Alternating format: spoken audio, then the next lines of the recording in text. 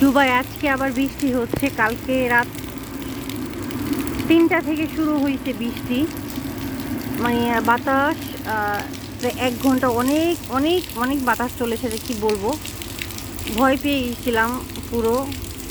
এখানে যা ছিল সব ভেঙে ফেলছে, আর দোকানে কিছু ঝাঁপ একেবারে ভেঙে ফেলছে। কিছু লোক গাড়ি রাখছে, এগুলো নিয়ে যাচ্ছে, কারণ আবার ভয় পাচ্ছিল যে রাস্তায় গাড়িগুলো রাখলে যদি আবার নষ্ট হয়ে যায়। তো আজকের বৃষ্টিটা একটু কম আছে, জানি না কতক্ষণ থাকবে। আকাশে এখনও মেঘলা, আর এখানে যে ঝাপগুলো সেগুলো সব ভেঙে ফেলছে। এই যে এগুলো কালকে বাতাসে এগুলো সব ভেঙে ফেলছে, ভাঙা শেষ। প্রত্যেকটা দোকানের প্রত্যেকটা ঝাপ ভেঙে ফেলছে বাতাসে। এত বাতাস হয়েছে, এত বাতাস হয়েছে। ধীরে ধীরে বৃষ্টি বইতেছে। সবগুলো গাড়ির চাবি।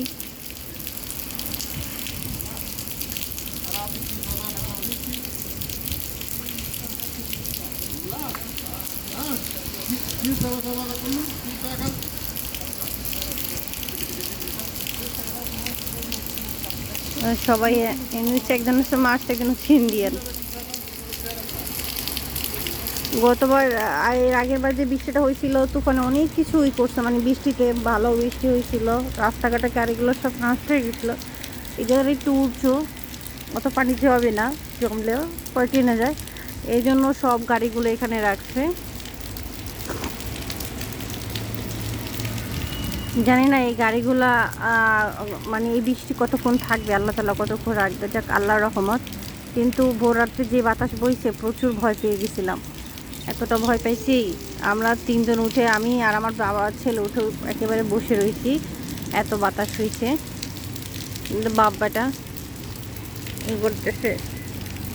আমরা এরকম বাংলাদেশেও বৃষ্টি চাই, ঝড় তুফান যাই হোক, কারণ বাংলাদেশে যে প্রচুর গরম। সবাই দোয়া করবে আল্লাহর কাছে যেন বাংলাদেশে একটু বৃষ্টি হয়, বাংলাদেশটাকেও যেন একটু শীতল করে, ঠিক আছে? নাহলে যে যে প্রচুর গরম, দুবাইতে গরম পড়ে গেছে। গরম পড়লে যে আজকে কালকে রাতে বৃষ্টি হচ্ছে, আলহামদুলিল্লাহ ভালো লাগতেছে, ঠিক আছে? ওরকমের যদি বড়সড় বৃষ্টি না হয় তাহলে আলহামদুলিল্লাহ। এরকমের বৃষ্টি হলে সমস্যা নাই। এখন যে বইতেছে, যে বৃষ্টিগুলো হচ্ছে, এটা হচ্ছে আল্লাহর রহমতের জিনিস।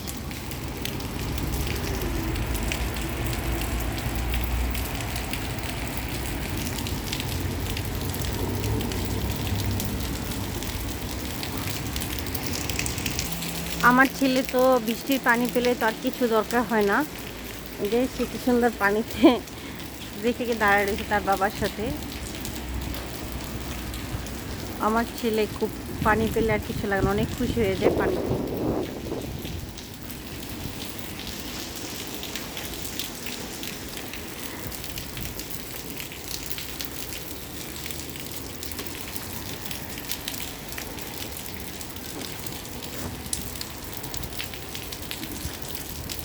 ভালোই লাগতেছে, ঠান্ডা পড়ে গেছে, কিন্তু মশার আক্রমণটা বেড়ে গেল, প্রচুর মশা বেড়ে গেছে।